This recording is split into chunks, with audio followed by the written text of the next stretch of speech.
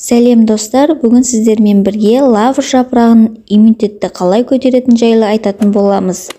Нәтижесінде ағзаңызды қуаттандырып, стресс пен аурудың алдын аласыз. Салқын ауа райында адам ағзасы суыққа төтеп бере алмайды. Тез ауырып, сырқаттануға бейім келеді. Себебі күннің көзі азаяды, балғын жемістер мен көкөністерді жей алмайсыз. Сондықтан ағзаға қажетті дәрумен мен минералды ала алмайды. Салдарынан тез шаршаймыз, ұйқымыз қанбайды, белсенділігіміз төмендейді.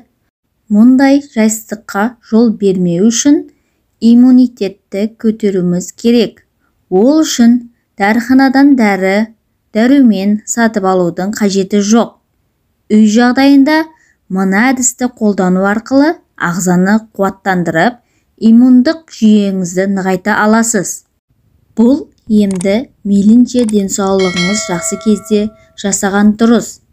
Ал егер ауырып жүрсеңіз де қолдануға болады.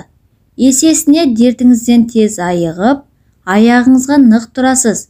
Өздеріңіз білетіндей бал, лимон, сарымсақ және пияз вирус пен микробты жоятын ең танымал дәрі. Оған қоса иммунитетті нығайтуға қабілетті. Ендеше дәрумендер мен минералды заттарға бай қоспалардың көмегімен иммунитетімізді көтерейік.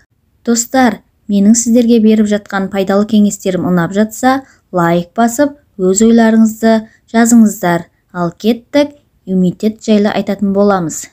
Иммунитетті көтеретін дәрумен.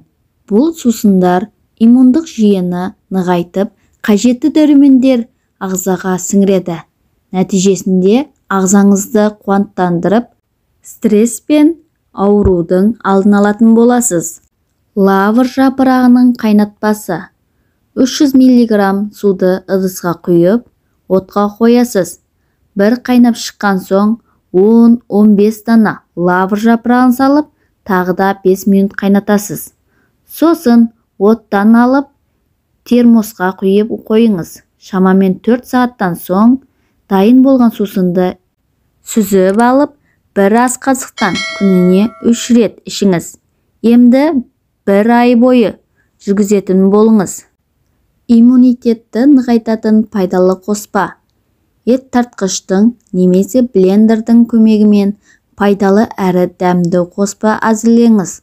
Оны көп көлемде жеп таусытудың қажеті жоқ. Бар болғаны 2 қасықтың өзі керемет нәтиже береді. Кептірілген жемістен қоспа. 100 грамм кептірілген өрікті, 100 грамм қара өрікті, 100 грамм мейізді, 200 грамм грек жаңғағын және 2 дана лимонды қабығымен блендерға салып, жақсылап езесіз. Езбеге 150 грамм табиғи бал араластырып, шыны банкіге құйып қойыңыз. Дайын болған дәруменге бай қоспаны күніне 1 рет және 1 ас қасықтан тамақтан алдын қабылдайсыз. Қоспаны тоңазытқышта сақтау керек. Достар, менің пайдалы кеңестерім сіздерге ұнаған болса, менің каналыма тіркеліп, лайк басып, өз ойларыңызды жазыңыздар. Пайдалы кеңестер бір арнасы.